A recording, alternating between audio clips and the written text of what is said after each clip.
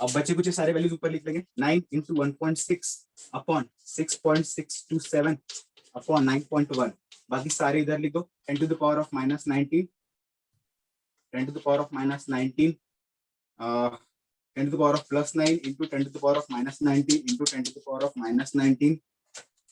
ठीक है, यहाँ पे माइनस साइन मत भूलो, माइनस साइन लिखा है मैंने यहाँ पर। अब देखो 9 हो गया, माइनस 19 हो गया, माइनस 19 हो गया, और कुछ बचा है। नीचे की वैल्यू ले लो, 10 to the power of 11, 10 to the power of 31, 10 to the power of minus 27। इसका सॉल्व करने के बाद आंसर क्या आता? क्या मैं करूँ इसको प्लस माइनस के आंसर बताऊंगी आप direct? 10 to the power 40। 10 to the power of 40 आता ना, है ना? 20 टू द पावर ऑफ 40 आता। आप करके देख लेना, 24 10 टू द पावर ऑफ 40 आता। ठीक है, अब हम लोग इसको थोड़ा सॉल्व करेंगे। देखो 9 है, 9.20 40 बर कैंसल, राइट? अब देखो क्या मिलता है मुझको, 1.6 डिवाइडेड बाय 6.627। ठीक है, सर वो अब इसको मुझे सॉल्व करना है। 6.67 है ना?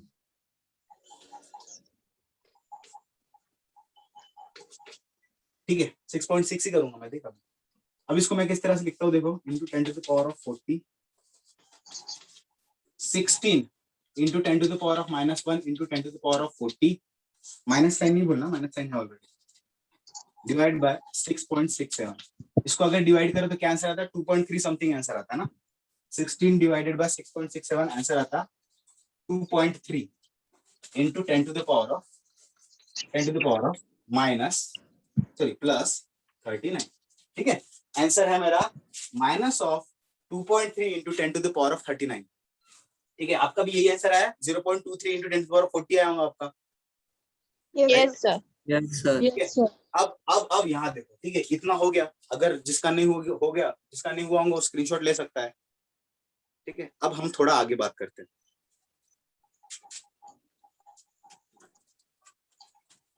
ये हो गया मेरा आंसर, क्या है? Minus 2.3 10 power 39।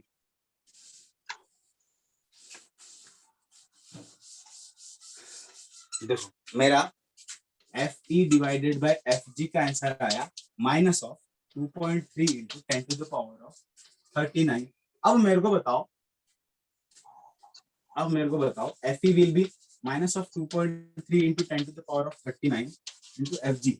अब मेरे को बताओ इसमें से कौन बड़ा है, एफ ई बड़ा है कि एफ जी बड़ा है? ये इक्वेशन को देखकर बताओ। F G. एफ ई बड़ा है। कैसे एफ ई बड़ा हो गया? नेगेटिव आना सर एफ जी बड़ा। तो ये इक्वेशन देखकर हमको क्या समझ में आ रहा है कि ये यहाँ पर जो है ना, यहाँ पर इक्वेशन देख के माइनस साइन हमारे पुराना पिछले क्लासेस का लॉजिक लगा कि भैया माइनस रहेगा, इसका मतलब ये नेगेटिव वैल्यू है, और नेगेटिव वैल्यू, और इसका मतलब F G will be greater than F E. ठीक है, ऐसा हो जाएगा। लेकिन यहाँ पर ना याद रखना, हमेशा नेगेटिव साइन का मतलब नेगेटिव वैल्यू इंडिकेट नहीं करता। नेगेटिव साइन, यहाँ पे जो नेगेटिव साइन है ना, इट इंडिकेट्स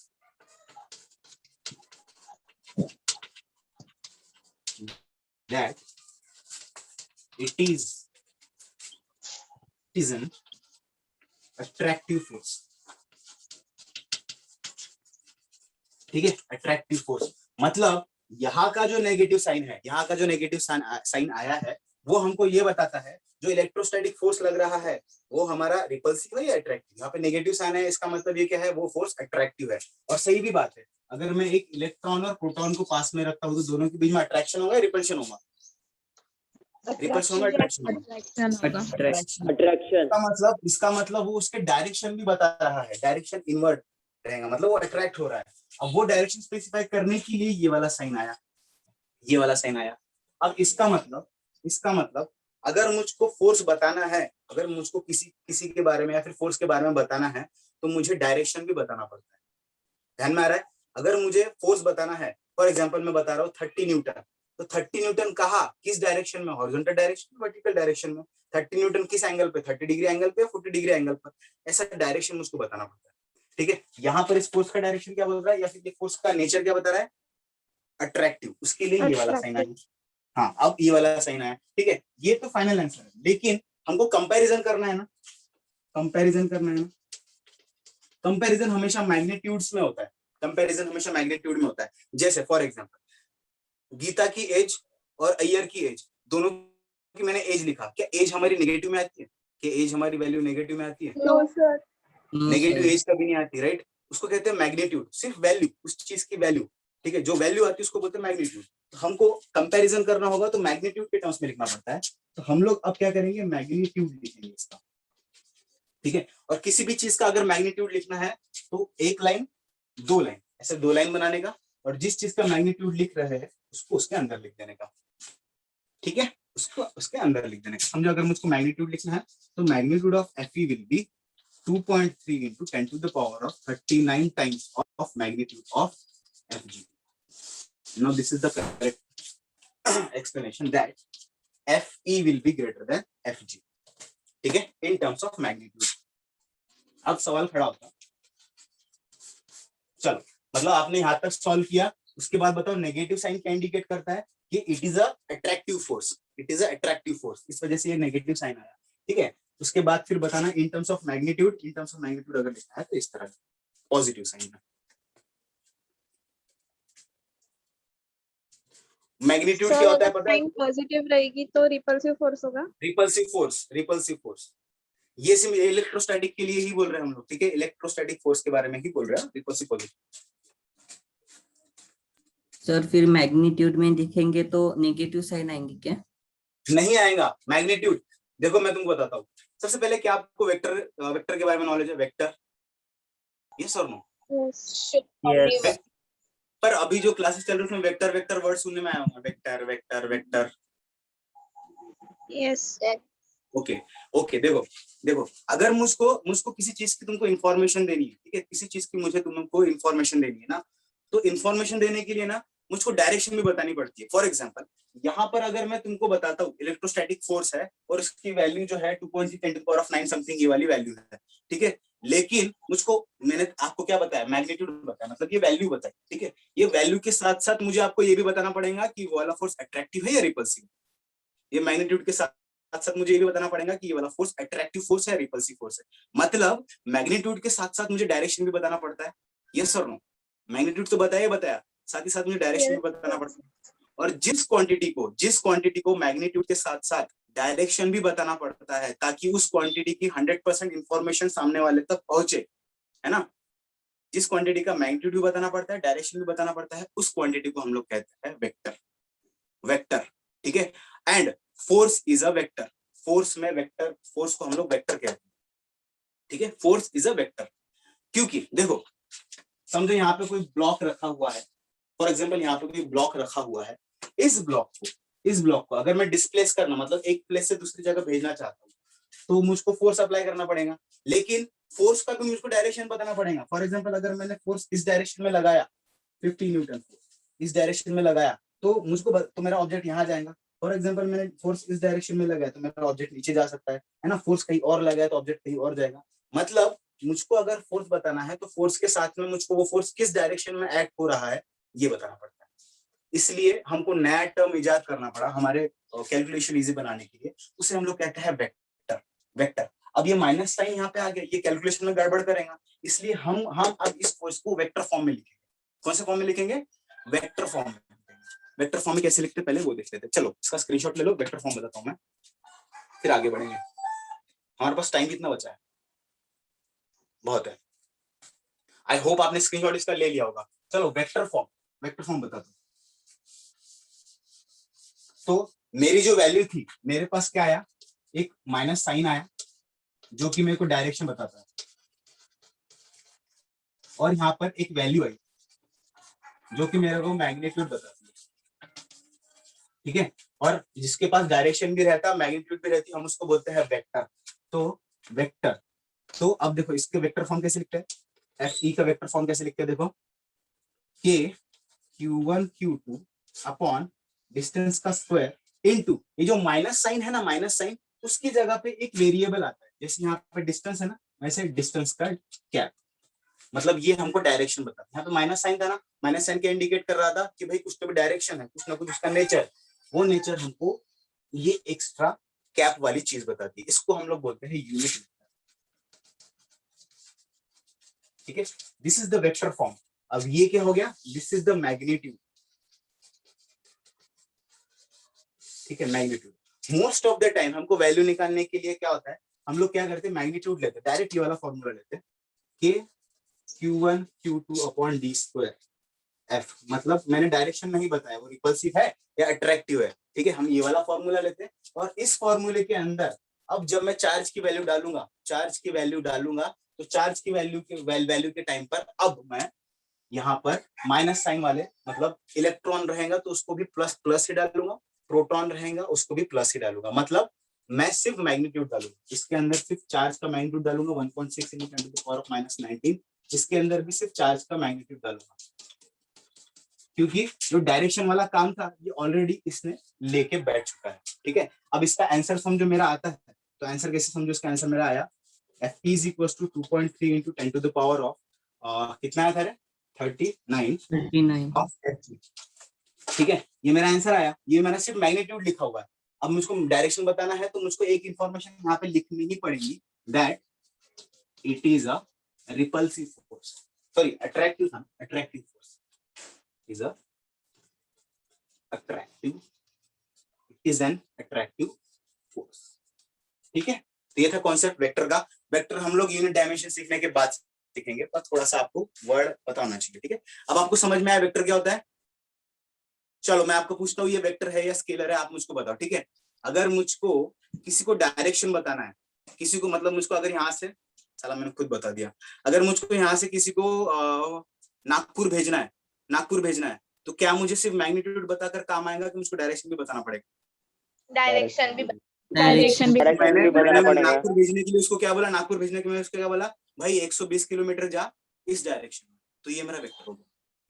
अगर मुझे कुछ सामान लाना है बाहर से, ठीक है, बाहर से, तो मुझे बस एप्पल्स लाने हैं, एप्पल्स, तो मुझे डायरेक्शन बताना पड़ेगा, कितना डायरेक्शन, कितने डायरेक्शन में एप्पल लाने, नहीं, मैं सिर्फ 5 किलो एप्पल बोलूंगा, है ना, सिर्फ 5 किलो एप्पल बोलूंगा, डायरेक्शन बताने की जरूरत नहीं, अपने आप समझ जाएगा 5 किलो एप्पल वो लेके आ जाएगा, है ना। तो कुछ कुछ क्वांटिटीज को समझाने के लिए डायरेक्शन भी बोलना पड़ता है, कुछ क्वांटिटी समझाने के लिए हमको मैग्नीट्यूड बताकर ही काम हमारा फिनिश हो जाता है। इसलिए हम क्वांटिटीज को दो हिस्सों में डिवाइड करेंगे। सबसे पहला, जिसके पास सिर्फ मैग्नीट्यूड होता है उसको हम लोग कहते हैं स्केलर, क्या बोलेंगे, स्केलर। जिसके पास स्केलर, जैसे कि हमारा वेट, नहीं, जैसे कि हमारा मास, जैसा कि वॉल्यूम, जैसे एरिया, ये सारी चीजें स्केलर है। इसको बताने के लिए हमको डायरेक्शन की जरूरत नहीं पड़ती, हमने बता दिया, मैग्नीट्यूड बता दिया, सामने वालों को समझ में आता है। बट कुछ चीजें जैसे कि वेलोसिटी, डिस्प्लेसमेंट, इनको समझाने के लिए हमको डायरेक्शन बताना पड़ता है, फोर्स, इनको समझाने के लिए हमको डायरेक्शन बताना पड़ता है। तो हमारा मैग्नीट्यूड भी आ गया, डायरेक्शन भी आ गया, इसलिए हम इसको बोलते हैं वेक्टर। क्या बोलते हैं, वेक्टर। हाँ, वेक्टर, राइट। तो इस तरह से हम लोग देखेंगे। ये समझ में आया आपको? तो जल्दी से अभी हमने ग्रेविटेशनल फोर्स, बोलो। तो हमने क्या किया, gravitational force, electrostatic force, electromagnetic force के बारे में देख लिया। जल्दी से 2 फोर्स बचे हैं हमारे, कौन से 2 फोर्स बचे बताओ जल्दी से। Strong nuclear force and weak फटाफट बबूटियाले बन, ठीक है। अब आप लोग पढ़ोगे ना किताबों में, देखो वेक्टर फॉर्म लिखा होता है, किसी भी चीज का वेक्टर फॉर्म कैसे बताते समझो, अगर फोर्स है ना तो ये वेक्टर फॉर्म में लिखा होगा, तो इसके ऊपर ऐसे बार लगाते हैं या फिर ऐसा एरो लगाकर होता है, ऐसा एरो किसी भी चीज पर लिखा है, इसका मतलब ये क्वांटिटी समझाने के लिए मुझको डायरेक्शन भी देना पड़ेगा, ठीक है। मैग्नीट्यूड, अब सिर्फ मैग्नीट्यूड और डायरेक्शन 2 चीजें लगते हैं, okay. Next 2 things are, first one is strong nuclear force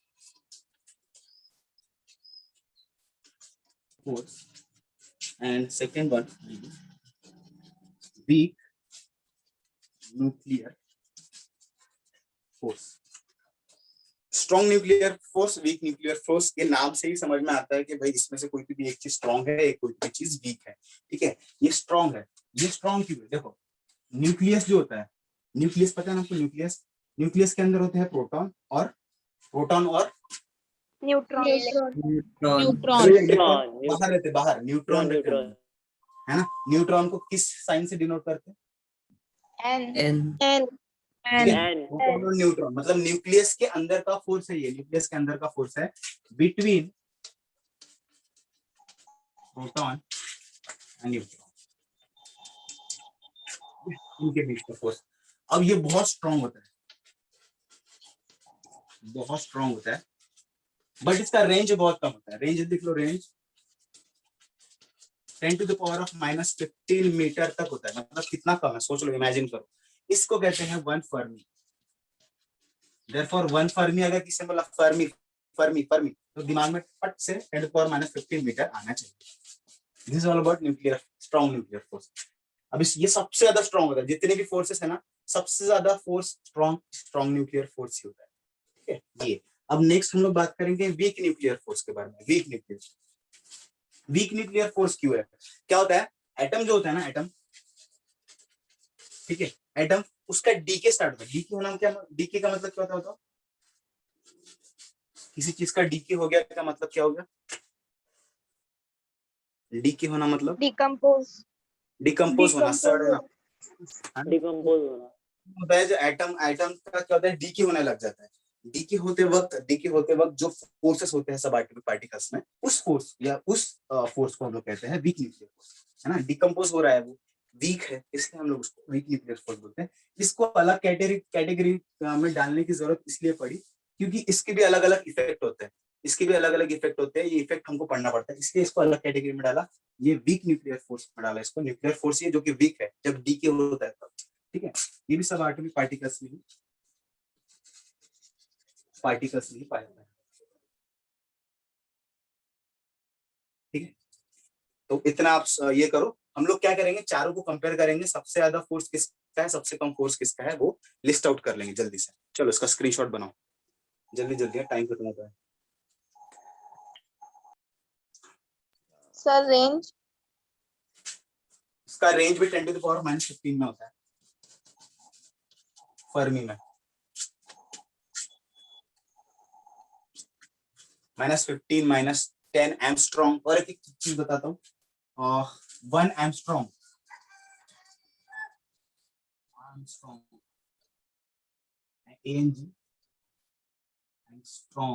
ठीक है। 1 एंगस्ट्रॉम इज 10⁻⁻10 मीटर। ठीक है, ये भी याद रखो। 1 फर्मी अगर किसी ने पूछा कितना होता है, 10⁻⁻15। 1 एंगस्ट्रॉम किसी ने पूछा 10⁻10। 1 एंगस्ट्रॉम से लेके फर्मी तक, या फिर उससे भी छोटा, ये रेंज उसका होता है इसका। ठीक है, हो गया, इसका स्क्रीन बन गया। जल्दी जल्दी पढ़ा पढ़ा, लवकर लवकर करा। ठीक है, आई होप आपने इसका स्क्रीनशॉट बना लिया होगा। आप इसके नोट प्रॉपरली बनाते जाओ, ये काम की चीज है। ठीक है, फोर्सेस के बारे में इंफॉर्मेशन जितना भी है वो सारी काम की चीज है, उसके पक्के नोट बनाने हैं आपको। चलो ये मैं मिटाता हूँ। अगर मैं बात करूँ, अब बताओ, मेरे पास 4 फोर्सेस हैं। वीक न्यूक्लियर फोर्स है, ग्रेविटेशनल फोर्स है, और कौन सा फोर्स है, इलेक्ट्रोमैग्नेटिक फोर्स है, और स्ट्रॉन्ग न्यूक्लियर फोर्स है। 4 फोर्स है। चारों में से मुझको अब बताओ, चारों में से सबसे ज्यादा या फिर सबसे कम किसका फोर्स होना चाहिए, गेस करो। मेरे Gravitational. पास एक ग्रेविटी, Gravitational. चलो 4 due to gravitational gravitation force. सबसे कम फोर्स होता है। ठीक है, अच्छा, उसके बाद किसका होना चाहिए, जरा गेस करो। Electron. Weak nuclear. Very good, weak nuclear.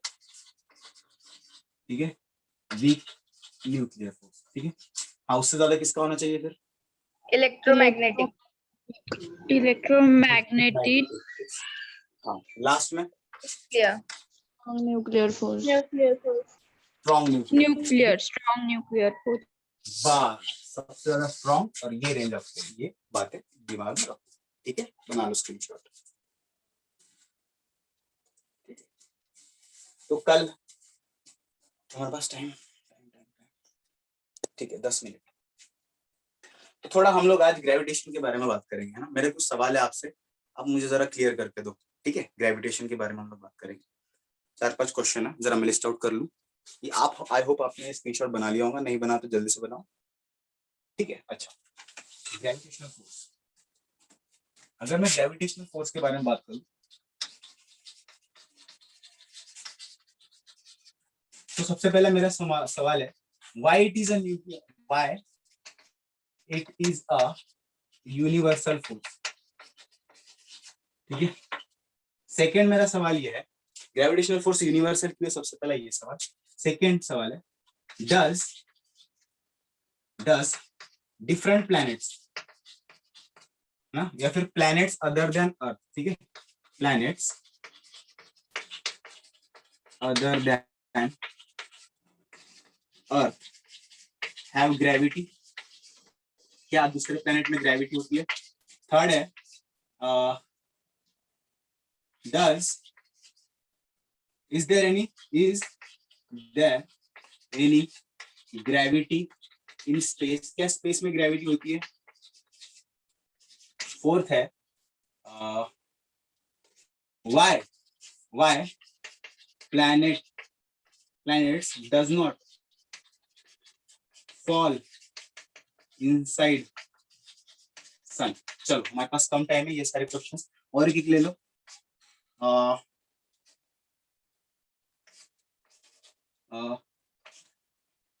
does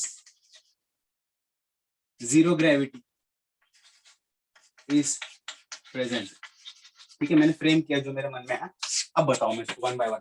सबसे पहला क्वेश्चन आ गया है कि why it is a universal force. Gravitational force universal force क्यों होता है? सर क्योंकि मास हर जगह पे होता है, होल यूनिवर्स में।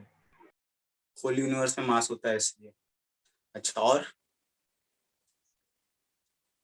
हाँ, because it is acts on every object present in universe. But why it acts on every object?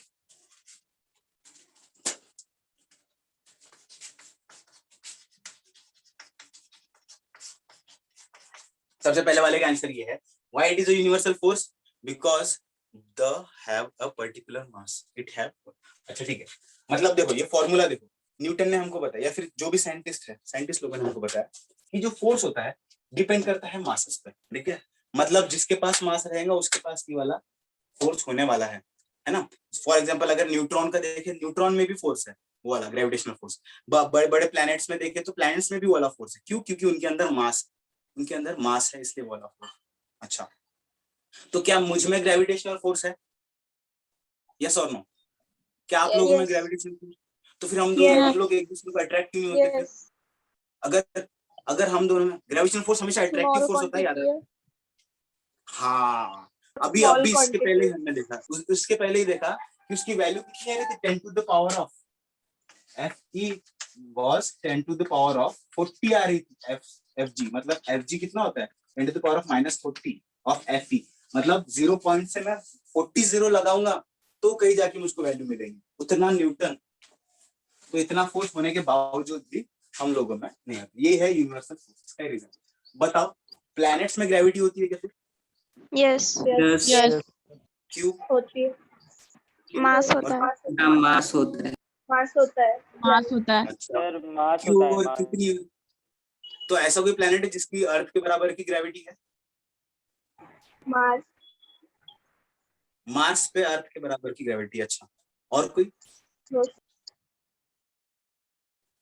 हाँ, सुनो मेरी बात, बहुत अच्छी बात है। देखो बराबर है, एक ही चीज है मास की वजह से जहां मास वहां पे ग्रेविटी। ठीक है, अब मेरा सवाल है, अर्थ इतना छोटा रहता है। जुपिटर पता है आपको? जुपिटर नाम सुना होगा ना?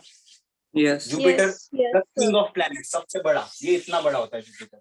अब मुझको बताओ, अगर अर्थ की ग्रेविटी 1 है तो जुपिटर की ग्रेविटी कितनी होनी चाहिए? तुक्का मारना है। 100 times। 100 टाइम्स। लेकिन जुपिटर की ग्रेविटी अर्थ के बराबर 1.12 इतनी है। क्यों? रीजन समझो। देखो, अर्थ, जुपिटर बहुत बड़ा है, फिर भी अर्थ के मुकाबले उसकी ग्रेविटी 1.3 क्यों है? क्योंकि समझो, अर्थ मतलब ये जो फोर्स है ग्रेविटी, किस पे डिपेंड करता है? मास। ठीक है, मास। अगर मैं आपको एग्जांपल पूछता हूँ, एक बार टाइम देख लो यार। अगर मैं आपको एग्जांपल पूछता हूँ कि ये मेरा मेटल बॉल है और ये है मेरा उससे 4 गुना बड़ा, ये है मेरा प्लास्टिक बॉल, दोनों में से भारी कौन सा है? Metal ball. और ये इतना बड़ा मेरा Metal प्लास्टिक ball। का बॉल है, भारी कौन सा? मास किसका ज्यादा है, मेटल का या प्लास्टिक बॉल का? Metal ball. व्हाई? मेटल का। मेटल। व्हाई? कायले, कशाले, काऊन? डेंसिटी। मेटल है प्लास्टिक। अरे एकदम। मेटल की डेंसिटी ज्यादा है, उसकी डेंसिटी ज्यादा। हाँ, बस डेंसिटी। अब डेंसिटी क्या होता? इसका वजन। सर एटॉमिक पार्टिकल कितने पास है, जुड़े हुए डिस्टेंस हैं। Between atomic particle. ऐसा ही कुछ है ना, डेंसिटी। बाद में हम लोग density, force, work, power, density, pressure, specific density, और जो भी टर्म्स है सारे एक साथ समझ लेंगे। यूनिट डायमेंशन पढ़ते पढ़ते बीच में ऐसा समझा दूंगा तो फिर सारे डाउट क्लियर हो जाएंगे। चलो, डेंसिटी मतलब भारी चीज ज्यादा डेंस होती है, हल्की चीज कम डेंस होती है, ऐसा समझ लो। ठीक है, तो अर्थ की डेंसिटी ना, अर्थ की डेंसिटी मतलब अगर मैं बोलूं अर्थ की डेंसिटी अगर 10 है तो जुपिटर की डेंसिटी 0.01 है। समझ में आ रहा है इसकी डेंसिटी कितनी? भले ही साइज इतना बड़ा है लेकिन इसकी डेंसिटी बहुत कम है। डेंसिटी कम है तो मास कम, मास कम है तो इसका फोर्स भी कम। ठीक है, समझ में आ रहा है? इस वजह से अलग अलग प्लेनेट की डेंसिटी अलग अलग, उनका उस वजह से मास अलग अलग, मास अलग, इसकी वजह से फोर्स ऑफ अट्रैक्शन अलग अलग। सीधी बात है। हमारे मून को देख लो, मून को देख लो। अब मून की और अर्थ की डेंसिटी तो सेम है, पर लेकिन मून का साइज कितना छोटा सा है, राइट? छोटा सा है। अब साइज छोटा होने की वजह से उसका मास कम हो गया, 1/6 हो जाता, मास छोटा हो गया, कम हो गया। उस वजह से उसके अंदर जो ग्रेविटी आएंगी वो 1/6 टाइम्स आ जाएगी अर्थ, है ना? इस वजह से अलग अलग प्लेनेट पर अलग अलग ग्रेविटी एग्जिस्ट करती है। चलो, ये हो गया। Is there any gravity? Space में क्या ग्रेविटी होती है? Yes or no? Yes. Yes. Why? Mass होता है। हाँ, देखो स्पेस में कभी भी किसी को मत बोलना, अभी अपन टेक्निकल लोग हैं, अपन ऐसी बात नहीं कर सकते स्पेस में ग्रेविटी एग्जिस्ट नहीं करती। स्पेस में भी ग्रेविटी होती है, बस उसका अमाउंट कम होता है, वीक ग्रेविटी, जिसे वीकर ग्रेविटी।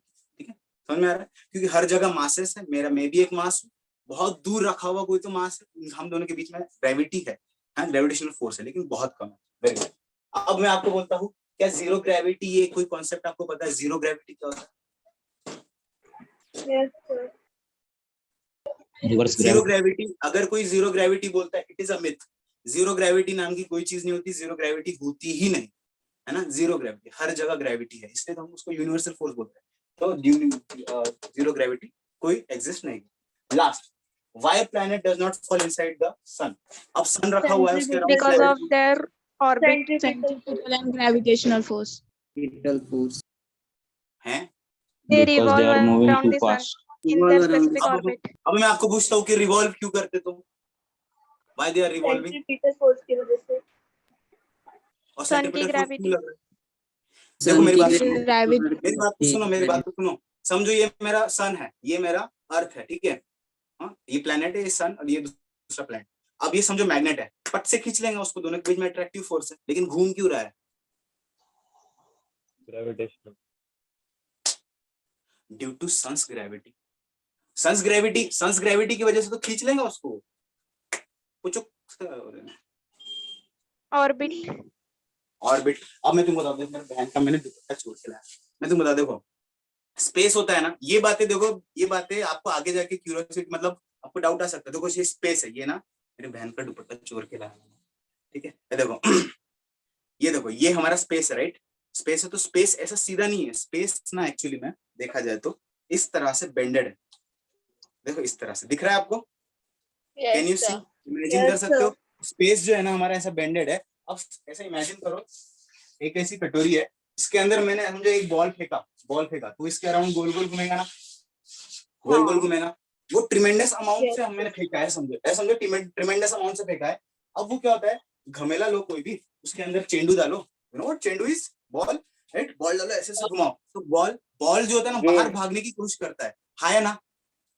बॉल बाहर भागने की कोशिश करता है, लेकिन सन की और अर्थ की ग्रेविटी होने की वजह से वो बाहर जितना भागने की कोशिश करता है, वो ग्रेविटी उसको अंदर खींचने की कोशिश करती है, और वो बाहर भागने की कोशिश, अंदर खींचने की कोशिश की वजह से एक बैलेंसिंग बन जाता है, और वो घूमते रहते हैं उसके अराउंड। समझ में आया? हाँ। समझ में आया? और इस वजह से एक मोशन परफॉर्म होता है जिसे हम लोग कहते हैं सर्कुलर मोशन में एक फोर्स अंदर की तरफ एक्ट होता है जिसे हम लोग करते हैं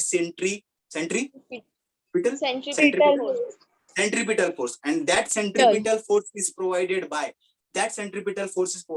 the gravitational force between earth and sun. That centripetal force is provided by who? Gravitational force of Earth and Sun. Gravitational force between Earth and हाँ, अर्थ एंड सन। और हम आगे कैलकुलेशन करेंगे ना, सेंट्रीपिटल फोर्स की फॉर्मूला होता है mv²/r। ये सेंट्रीपिटल फोर्स है, ये बैलेंस करता है किस चीज को? बैलेंस, या फिर it is provided by gravitational force g m1 m2/r²। हम लोग ऐसे लिखेंगे, सॉल्व करेंगे, ठीक है? कितने वेलोसिटी से घूमना चाहिए? ठीक है, ये हम लोग इस तरह से मास काट देंगे, velocity is equal to under root of G M upon R. इतनी वेलोसिटी से वो ऑब्जेक्ट घूमते रहता है। मैंने हर डिफरेंट डिफरेंट प्लैनेट की वेलोसिटी भी फाइंड कर दी। आया ध्यान में? R for radius or distance? देखो R is stand for radius. अब देखो समझ लो, हाँ मैं बताता, देखो यहाँ पर एक प्लैनेट है सन, यहाँ पर अर्थ है, ठीक है, दोनों के बीच का डिस्टेंस में अगर आर बोलता हूँ, कंसीडर करो आर बोलता हूँ, ये सेम डिस्टेंस से ही तो उसके अराउंड गोल गोल घूमता है ना, सेम डिस्टेंस से ही घूमता है, तो